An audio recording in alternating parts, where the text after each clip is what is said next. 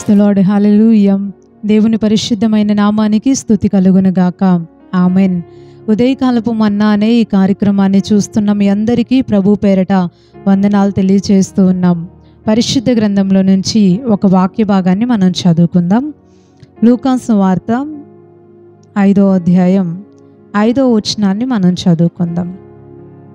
సీమోను ఏలినవాడా, రాత్రంతయు మేము ప్రయాసపడితిమి గాని మాకేమీ దొరకలేదు. అయినను నీ మాట చొప్పున వలలు వేతునని ఆయనతో చెప్పాను. వారు అలాగూ చేసి విస్తారమైన చేపలు పట్టిరి, అందుచేత వారి వలలు పిగిలిపోవుచుండెను. దేవునికి స్తోత్రం. హల్లెలూయా. మనం చదువుకున్నటువంటి వాక్య భాగంలో ఏమని రాయబడింది అంటే, సీమోను అనబడినటువంటి ఒక వ్యక్తి మనకి కనిపిస్తూ ఉన్నాడు. యేసు ప్రభువారు పేతురుని తన శిష్యులుగా స్వీకరించకముందు, సేవలోనికి పిలవకముందు వారు చేసుకునేటటువంటి పని ఏంటి అని అంటే, జాలరి వృత్తిని వాళ్ళు చేసుకునేవాళ్ళు, చేపలు పట్టేటటువంటి పనిని చేసుకునేవాళ్ళు. అయితే ఒకానొక సమయంలో యేసు ప్రభువారు గెన్నెసరేతు అనేటటువంటి సరస్సు దగ్గరికి వెళ్ళేసరికి, ఆ సముద్రం దగ్గర వెళ్ళేసరికి పేతురు, అలాగే ఆంద్రేయ, యోహాను, యాకోబు ఇలా కొంతమంది ప్రజలు కలిసి ఆ సముద్రంలో చేపలు పడటానికి వెళ్ళారు. రాత్రంతా కూడా చాలా ప్రయాసపడ్డారు. చేపల కోసం వలలు వేస్తూనే ఉన్నారు, తీస్తున్నారు, మళ్ళీ ఇంకొక సైడ్ వేస్తున్నారు, తీస్తున్నారు. అయితే వాళ్ళు రాత్రంతా ప్రయాసపడిన ఒక్క చేప కూడా వాళ్ళకి దొరకలేదు. ఇంకా తెల్లారిపోయిన తరువాత చేపలు ఎలాగూ పడవు కాబట్టి, రాత్రికాల సమయంలోనే ఎక్కువగా చేపలు పడే అవకాశం ఉంటుంది కాబట్టి, ఇంకా తెల్లారిపోయింది, ఏం చేపలు పడవులే అని చెప్పి రాత్రంతా వేసి తీయటాన్ని బట్టి వలలు అంతా ఇబ్బంది పడినప్పుడు వాటిని నీళ్ల దగ్గర శుభ్రం చేసుకుంటూ, ఆ దోణి దగ్గర ఉండి శుభ్రం చేసుకుంటూ ఉన్నారు. అలాంటి సమయంలో యేసు ప్రభువారు అక్కడికి వచ్చారు. ఆయన జన సమూహంతో కలిసి వారికి దేవుని వాక్యాన్ని వివరిస్తూ, వారందరూ కూడా ఆ సరస్సు తీరానికి వచ్చినప్పుడు అక్కడ ప్రజలందరూ కూడా యేసు ప్రభు వారి మీద పడటాన్ని బట్టి యేసయ్య సీమోన్ని అడిగారు, అంటే పేతురుని అడిగారు, పేతురు, నేను కాసేపు నీ దోణిలో కూర్చుంటాను, ఈ దోణిని కొద్దిగా ముందుకు నడిపించు, ఈ దోణిలో ఉండి నేను వాక్యాన్ని బోధిస్తాను అని. సరే అని చెప్పి సీమోన్ పేతురు చక్కగా యేసు ప్రభువుని ఎక్కించుకున్నాడు దోణిలో. ఆ దోణె మధ్యలోనికి కొంచెం ముందుకి నడిపించాడు. అలా వెళ్ళిన తర్వాత యేసయ్య బోధించాలనుకున్నదంతా అక్కడుండి జనసమూహానికి బోధించి పేతురు వైపు చూసి ఒక మాట చెప్పాడు. ఏమని అంటే, 4వ వచనంలో మనకి ఇలాగ కనపడుతూ ఉంది. ఆయన బోధించుట చాలించిన తరువాత, నీవు దోణెను లోతునకు నడిపించి చేపలు పట్టుటకు మీ వలలు వేయుడని సీమోనుతో చెప్పగా. హల్లెలూయా. ఏమని చెప్పాడు యేసయ్య పేతురుతో అనంటే, సీమోను పేతురుతో అంటే, మీ యొక్క దోణిని లోపలికి నడిపించి చేపలు పట్టడానికి వల వేయి అని చెప్పాడు. సహజంగా సీమోను స్థానంలో మనం కనుక ఉన్నట్లయితే మనం ఖచ్చితంగా యేసయ్యని ప్రశ్నించేవాళ్ళం. ఫస్ట్ ఒక నవ్వు నవ్వేవాళ్ళం. నవ్వి, ప్రభువా మీకు తెలియదు అనుకుంటా, మీరు బోధించడం తప్ప మీకు చేపలు అవన్నీ తెలియదేమో, పగలుపూట వల కనపడిద్ది కాబట్టి చేపలు వలలో పడవు ప్రభువా, పైగా రాత్రంతా మేము చాలా ప్రయాసపడ్డాం, ఒక్క చేప కూడా పడలేదు, బాగా అలసిపోయాం, ఇప్పుడు ఇదంతా కుదరలేదులే, ఒక చేప కూడా పడలేదు రాత్రంతా, ఇప్పుడు ఎలాగో చేపలకి వల కనపడిద్ది కాబట్టి ఒక్కటి కూడా పడే ఛాన్స్ లేదు, ఇంకెందుకులే ప్రభువా, శుభ్రం చేసుకున్నాక ఈ వలలన్నీ ఇంటికి వెళ్ళిపోతాం అని సీమోను చెప్పలేదు. ఒక్క మాట మాత్రం అన్నాడు. 5వ వచనంలోకి వచ్చేసరికి, సీమోను ఏలినవాడా, రాత్రంతయు మేము ప్రయాసపడితిమి కానీ మాకేమీ దొరకలేదు. రాత్రంతా ప్రయాసపడ్డామయ్యా, మాకేమీ కూడా దొరకలేదు. అయినను, దేవునికి స్తోత్రం, హల్లెలూయా. ఈ మాట చాలా ఇష్టంగా ఉంటుంది నాకైతే. అయినను మేము ప్రయాసపడ్డాం, ఒక్కటి కూడా మాకు దొరకలేదు, అయినా సరే నీ మాట చొప్పున వలలు వేస్తాము అని దేవునితో చెప్పారంట. దేవునికి స్తోత్రం, హల్లెలూయా. నిజంగా అండి, క్రైస్తవులుగా మనం కలిగి ఉండవలసినటువంటి ఒక అమూల్యమైనటువంటి లక్షణం ఏంటి అంటే, దేవుని యొక్క మాట వినడం.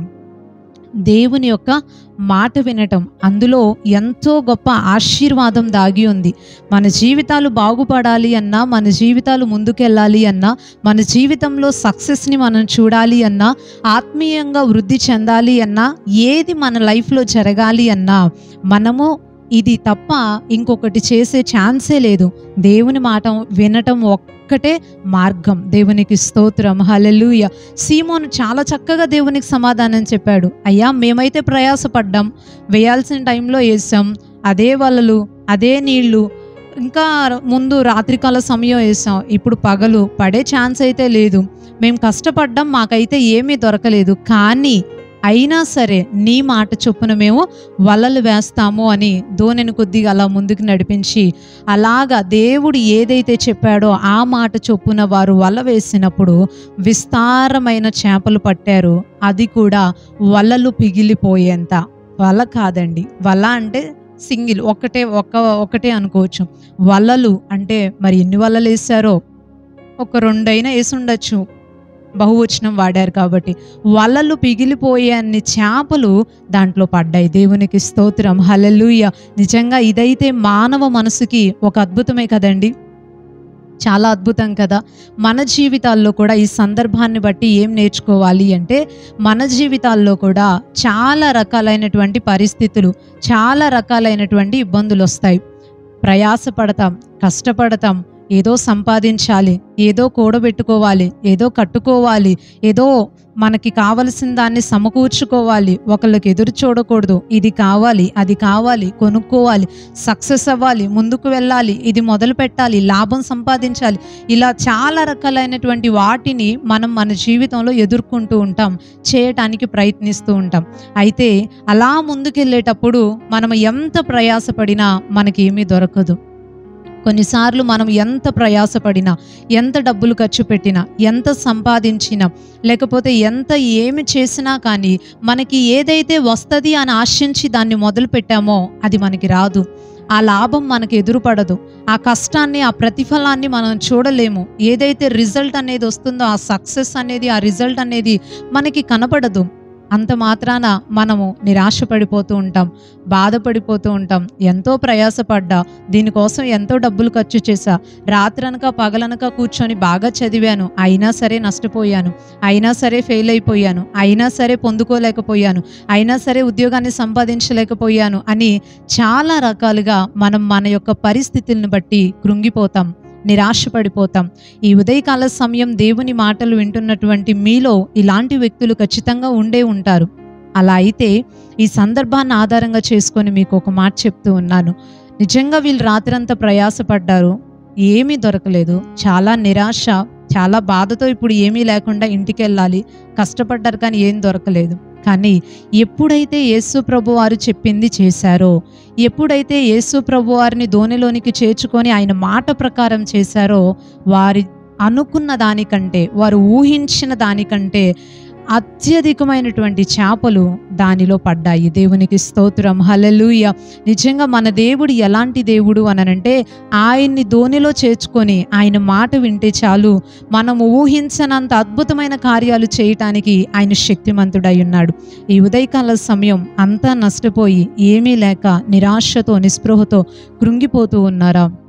అలా అయితే మీకోసం ఒక మంచి మాటను తీసుకొని ఈరోజు మీ దగ్గరికి వచ్చాను. ఏంటా మాట అంటే, దేవునిని మీ హృదయంలోనికి చేర్చుకొని, దోణి అనబడినటువంటి మీ జీవితంలోనికి చేర్చుకొని కనుక ముందుకి కొనసాగగలిగితే, ఆయన చెప్పిన మాట ప్రకారం కనుక ప్రతి విషయంలో మీరు చేయగలిగితే తప్పకుండా విజయాన్ని చూస్తారు. ఆయన చెప్పినట్టుగా మనం నడవాలి. ఈ మాట మర్చిపోకూడదు. ఆయన మాట ప్రకారం నడవాలి. అది మనకి చాలా అవసరం. ఆయన చెప్తే పలానా స్థలానికి వెళ్ళాలి, ఆయన చెప్తే పలానా చదువుకోవాలి, ఆయన చెప్తేనే ఏ ఉద్యోగం చేయమంటాడో ఆయన చెప్తేనే ఆ ఉద్యోగం చేయాలి, ఏ పని మొదలు పెట్టమని ఆయన చెప్తాడో ఆ పనినే మనం ప్రారంభించాలి. మనకి ఇష్టం ఉన్నా లేకపోయినా సరే ఆయన ఏది చెప్పాడో అదే చెయ్యాలి. దానిలోనే విజయం అనేది దాగుంది. దేవుని మాటకి లోబడటంలోనే ఆశీర్వాదం అనేది దాగుంది. దేవుని మాట తీసుకొని ప్రతి విషయంలో ముందుకు వెళ్ళండి.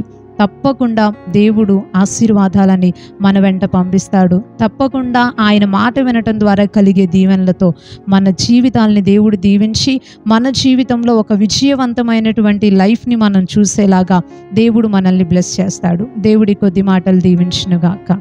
ఆమెన్. ఒక చిన్న ప్రార్థన మనం చేసుకుందాం.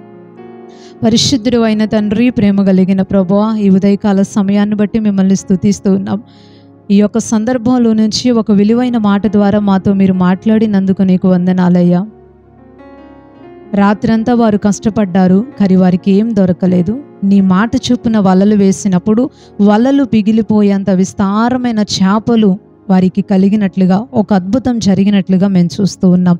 మా జీవితాల్లో కూడా మా యొక్క పరిస్థితులు మమ్మల్ని నిరాశలోనికి తీసుకువెళ్తాయి. ఎంతో కష్టపడతాం, కానీ తగిన ప్రతిఫలాన్ని మేము చూడలేకపోతూ ఉంటాం. మా జీవితంలో ఒక విజయాన్ని మేము పొందుకోవాలి అంటే, ఆశీర్వాదాన్ని పొందుకోవాలి అంటే, ఊహించినంత గొప్ప కార్యాలని మేము చూడాలి అని అంటే, మేము మీ మాట వినాలి అని, ధోనిలో మిమ్మల్ని చేర్చుకోవాలి అని, మా జీవితంలో నిన్ను కలిగి ముందుకు వెళ్ళాలి అని నీ మాటల ద్వారా తెలియపరిచినందుకు నీకు వందనాలు. ఈ వాక్య ఆశీర్వాదాలు ప్రతి ఒక్కరికి మీరు దయచేయండి. ఎంతమంది అయితే ఈ మాటను తీసుకొని నీ మాట ప్రకారం ముందుకు వెళ్తున్నారో వారి విషయాల్లో మీ యొక్క అద్భుతమైన కార్యాలను జరిగించమని కోరుతూ, ముందున్న సమయంలో ప్రభువా, ఈరోజు వారి పనులకు వెళ్తుండగా మీ సహాయం దయచేయండి. వారి యొక్క ప్రయాణాల్లో మీరు తోడుగా ఉండండి. వారికి నీ సన్నిధిని తోడుగా ఉంచి నీ ద్వారా కలిగే సంతోష సమాధానాలను మీరు అనుగ్రహించి దీవించమని కోరుతూ, నజరేయుడును శక్తి కలిగిన యేసుక్రీస్తు వారి శ్రేష్టమైన నామంలో ఈ ప్రార్థన అడిగి వేడుకుంటున్నాం పరమ తండ్రి. ఆమెన్. ఆమెన్.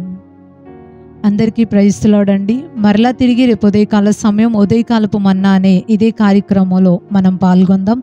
అప్పుడు వరకు దేవుని యొక్క మహా గొప్ప కృప మనందరికీ తోడైండి నడిపించునుగాక. ఆమెన్. Praise the lord.